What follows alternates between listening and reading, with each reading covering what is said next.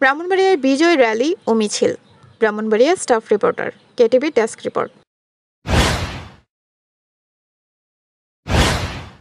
হৃদয়ে KTV, Kasba TV, হৃদয়ে বাংলা। ছাত্র জনতার বিজয়ের বর্ষপূর্তি উপলক্ষে ব্রাহ্মণবাড়িয়ায় বিজয় র্যালি ও মিছিল অনুষ্ঠিত হয়েছে।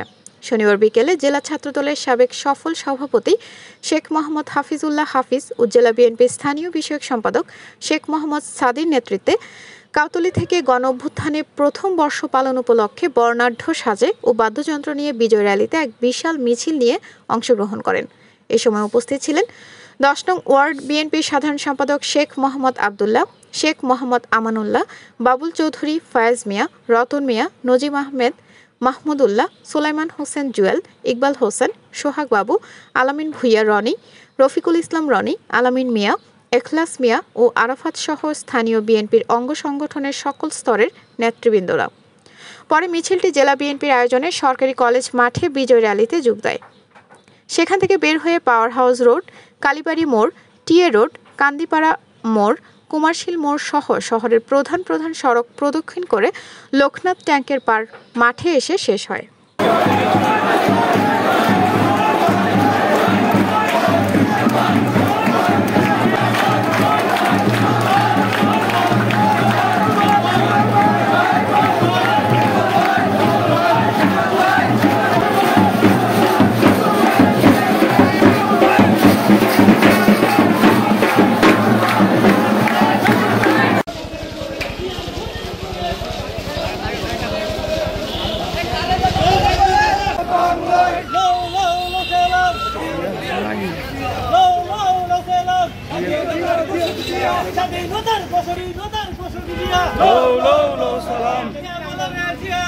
জিয়া সারা বাংলায়।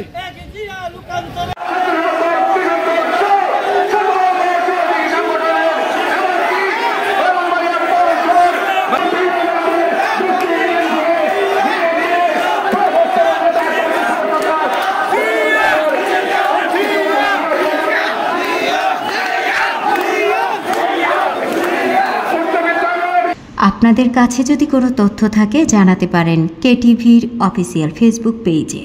কেটিভি, সময়ের সাথে মানুষের পাশে। হৃদয়ে কেটিভি। কসবা টিভির সংবাদের সাথে থাকার জন্য ধন্যবাদ জানাচ্ছি। পরবর্তী সংবাদ পেতে আমাদের চ্যানেলটি সাবস্ক্রাইব করে রাখুন। হৃদয়ে কেটিভি।